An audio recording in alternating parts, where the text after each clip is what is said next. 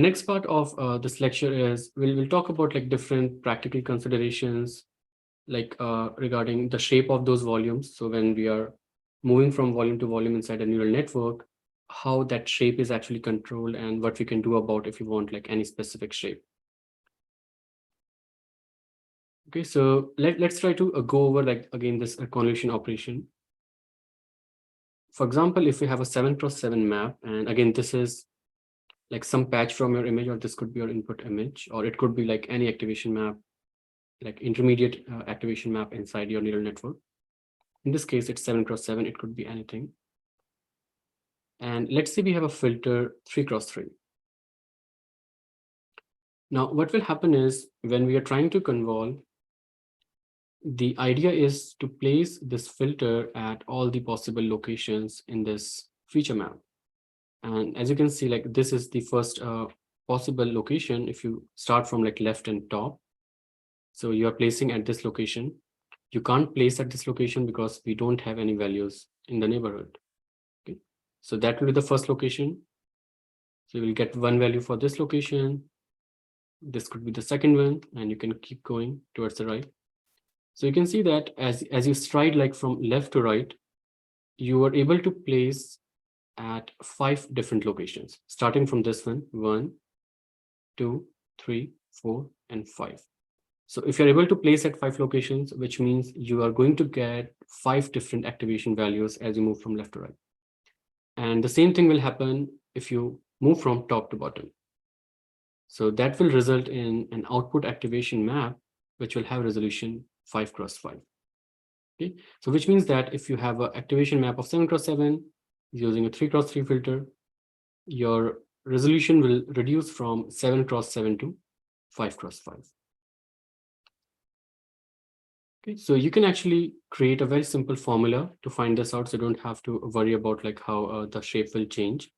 And it's pretty straightforward formula. N is like your, and again, this is for one dimension. You can apply like the same formula for multiple dimensions, and you can achieve the values. Okay, so N is the length of your feature map. So in this case, in X direction, it's 7. And F is the size of the filter. In this case, it's 3. You just add that to 1. So that's input size, filter size, and usually like our feature maps are like kind of even shape, right? So it will 7x7, 8x8 or something like that. And your filters are also like symmetric. You don't use like odd shaped filters.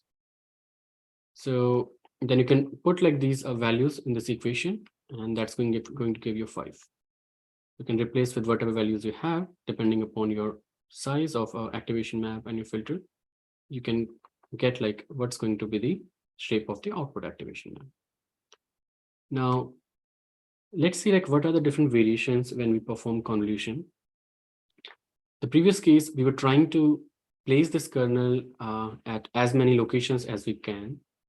Now, there is a concept called stride, and this is like one of the hyperparameters of your convolutional neural networks. Stride defines how many pixels you are going to skip when you move from one location to the other location. All right, so let's start from this location. If we have like stride of 1, then we will start from this location, we'll go to this one, so we won't skip anything. Okay, if we have a stride of 2, then we are going to skip 1 value.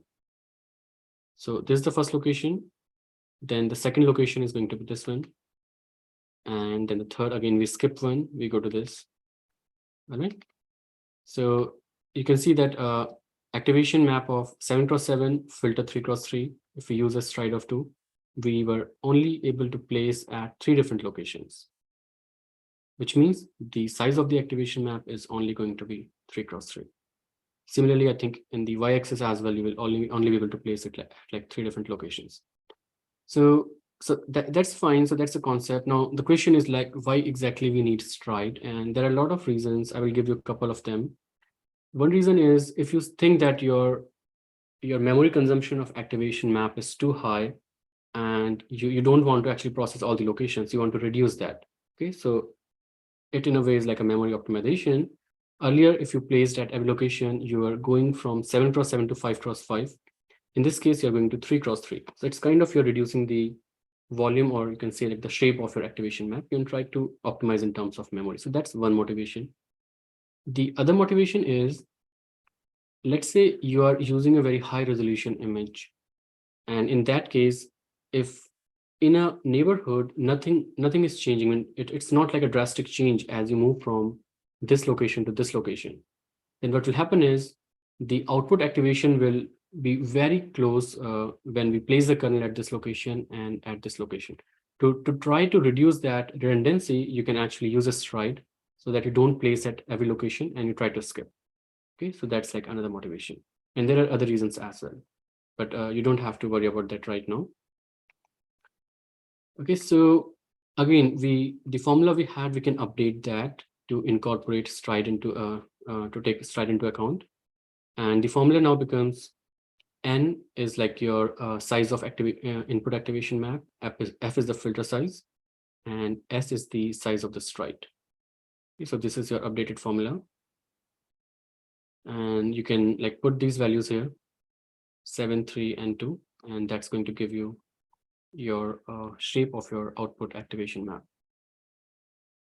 Okay, so it's that. Now another interesting thing is, since stride is a hyperparameter which you will have to set manually, like when you design your convolutional neural network, so you'll have to be a little careful about that, because it may happen that like some strides are not compatible with your filter, or you can say like your activation maps. And so let's try to understand when that may happen. So if you have an input of 7x7 and you have a filter of 3x3, and you wanted to apply like a filter with a stride of 3, you want to optimize like a lot. So then this will be the starting location. Then you will skip, and then you will reach this location. Okay. Then you will see you can't put it here. And again, you are at the end, you're at the edge, right? Which means that when you are actually trying to transform this activation map into another activation map, when you're trying to extract features, you completely ignored this column and potentially the last row as well. So that's kind of like loss of information, right? And that's not, you don't want that. So which means that not all strides are actually compatible. And one simple thing you can do is you can try to find out for a given input activation map and the filter size, like whether your stride will fit or not. Okay. So a simple way is like you put that in your equation, and if it gives you like a perfect number, then that's possible. For example, if you use a stride of 1, it gives you 5. Stride of 2 gives you 3. Stride of 3 is giving you fractions, which means that these are not compatible. So a very simple trick to figure out whether your activation map size, your filter size, and stride are compatible or not. Okay. Now, this is another interesting concept, and we have seen this when we were talking about filtering. So padding is try to add like extra values in the borders so that you are able to place your filter at all the locations in your input image. Okay, usually like there are many different variations. I think we discussed those in the first or second lecture when you're talking about filtering. Usually zero padding is used. So by zero padding, we mean you just use the value of 0 in the border. Okay, so then if you're using a 3x3 filter, you can see that if you have these 0 values, you will still be able to place your filter at the first pixel location. Earlier, it was not possible. So that's one motivation to use padding. The other motivation is if you want to control like the shape of the volume as you move from layer to layer, then again padding is very useful. And in most of the cases, if you want to preserve the shape of your volume, then padding plays a very important role. Okay, so in this case, if your feature map was 7x7, you're going to use a 3x3 filter. You can just use padding of 1. And your updated formula will become something like this, right? And this equation is actually taking into account padding. So you can keep a note of this. I think later we will have a pop quiz based on this. In this case, N is your size of the input activation map. F is the size of filter. P corresponds to padding, like how many values you're going to add. S is the stride. So one thing you can observe here is these are just numbers. But in reality, like if you're working in two-dimensional space, your kernels will be 3x3, your input feature map will be 7x7. And in that case, again, your padding is, again, it's not going to be 1, it will be 1x1. And each axis represents padding in the corresponding dimensions. Again, your stride is 1x1, it's not 1. But when we are using this formula, we are just considering one of the dimensions. And we're assuming that like it's symmetrical. So we just have to do it once. But it may happen that if your input size is 7x9, then you will have to compute the values separately for 7 and separately for 9. And similarly, you can have odd shaped filters as well. Let's say 3x5. So we'll compute like these values independently for each dimension here as well.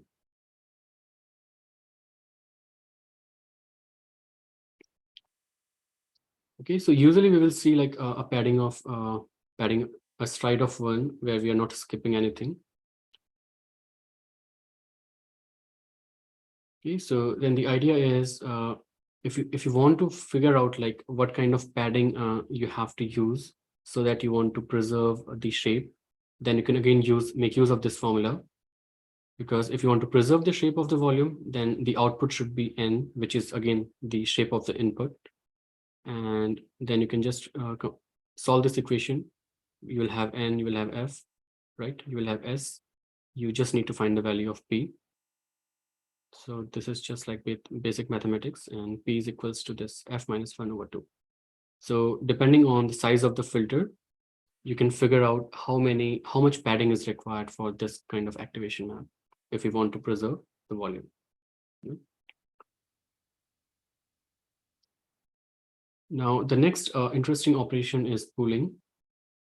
And again, there are like several different reasons why pooling is useful in your CNNs. I will again give you a couple of those. The first interesting aspect is it helps you in reducing the memory consumption. And if you think that somewhere in the network, it's actually taking a lot of memory, or you can say like a lot of parameters, you can just apply pooling and reduce the size or the shape of your activation map. And pooling it's also called subsampling, which when we're discussing like CNNs at the beginning, we saw those subsampling layers in the CNN architecture, right? So pooling is exactly that operation. So that's one motivation. The other motivation is it helps you in bringing like some kind of invariance in your network with respect to translations. And this is very interesting because what will happen is, if let's say you have your image and there is some object in the image. So if there is some translation, like the position where the object lies in that input image, if that changes, so that will change like the activation values as well, right? Because the position has changed. But if you're using pooling, so pooling is basically looking at like a small neighborhood and then just aggregating the values. So if you use pooling, then even if you have like slight variation in the translation, the pooling operation will make sure that that operation or that translation doesn't affect the features which you are extracting. Okay, I will go over that in more detail. Let me first explain like how pooling works. So let's say you have this kind of activation map. This could be your image as well, or some kind of feature map, intermediate feature map in your network. And of course, I'm showing just like two-dimensional here. You will have like depth as well. So pooling means you consider like a very small neighborhood. In this case, the neighborhood is 2x2. Okay, so what you do is you, based on all these values, you just extract like one value. Okay, and there are various different versions of pooling. For example, like in this case, I'm showing you max pooling, and this is average pooling. Max pooling is you just pick the maximum value in this neighborhood. Okay, so in this case, it's 20. you can just pick that. And in this case, it's 30, you will just pick that. Okay, same for these two. In this case, 112, in this case, 37. Okay, so if you have such an activation map and if you perform max pooling operation on this, your output is going to be this. And similarly, average pooling is almost similar, but instead of like taking the maximum, it's kind of taking the average. So if you think about this, average pooling is in a way like using the box filter, right? A normalized box filter. But in this case, I mean, and of course, like implementation wise, it might be using box filter, but we don't care about that. Conceptually, it's different, right? We are just taking average of these values. So we don't need any kernel for that. It's a different story, like how it's implemented mathematically. But conceptually, we don't need any kernel. We don't need any kernel for max pooling. We don't need any kernel for average pooling. So this operation can be performed by just looking at these values. Okay, we don't need anything else. Now, again, there are some hyperparameters here. The first hyperparameter is what is the shape of like this neighborhood? And that you can say like is the way you're using, let's say, the shape of the kernel. You do have like a hypothetical kernel without any parameters. So in this case, it's 2 cross 2. So the pooling operation is 2 cross 2. And again, you have like some kind of stride because you're not placing at all the locations. In this case, the stride is 2. Okay, because this is the first location you put, then you skip this one and then go to this one. Okay, so those are the hyperparameters which you require for pooling operation. So as I said, like it makes your representation smaller. And ideally, I mean, you have depth in your activation map, but max pooling is performed independently for each activation map. You don't need like to understand the relation between those activation maps, and which is different from your convolution operation, because whatever kernel you have for your convolution, it actually spans across the depth of the activation map, right? It considers all the values. But pooling is looking at each activation map independently, which means that whatever depth you have in your activation map, that is going to be preserved. So if you look at this, if your feature map is 224, 224, and 64, okay, so 224, 224 is height and width, 64 is the depth. Then what you will do is you will take a slice of 224, 224 from this feature map, and you will perform the downsampling or the pooling operation. Let's say in this case, I think if you try to reduce it by half, it's going to be 112, 112. I think for this, you can use maybe a 2 cross 2 kernel with a stride of 2. That's going to give you 112, 112. And you perform this downsampling independently on all the possible slices of this activation map. And that will be your pooling operation. Okay, so then you can see that the output, the depth is not changing. It's still 64. But the resolution or the X and Y axis, it reduced to 112, 112. Okay. So two hyperparameters, kernel size and stride. Of course, like it's hypothetical because we don't have any kernel here. We don't need any kernel. So this is like, again, a simple example, 2 cross 2 filter and a stride of 2. And if this is max pooling, you will just pick these maximum values, 6 in this case, 8 in this case, 3 in this case, and 4 in this case. So let's try to understand like why it was translation invariant. For example, at this location, this pixel is actually highly active, which means that whatever pattern you were trying to look in your input data, it was present at this location. Okay, that's why you got 6. It was not present at this location. It's close to 0, right? Very small than 6. Now, let's say if you move that pattern or that object in your input image in this direction, or let's say towards top, so that it moved to this location. So then what will happen is in your activation map, you will get a 6 over here, right? Because it will be present at this location. But now if you look at the result of such a translation operation, this location is still going to give you a 6, because instead of at this location, you will have 6 at this location. So the final output is not going to change. So that's why this max pooling operation actually makes your network translation invariant.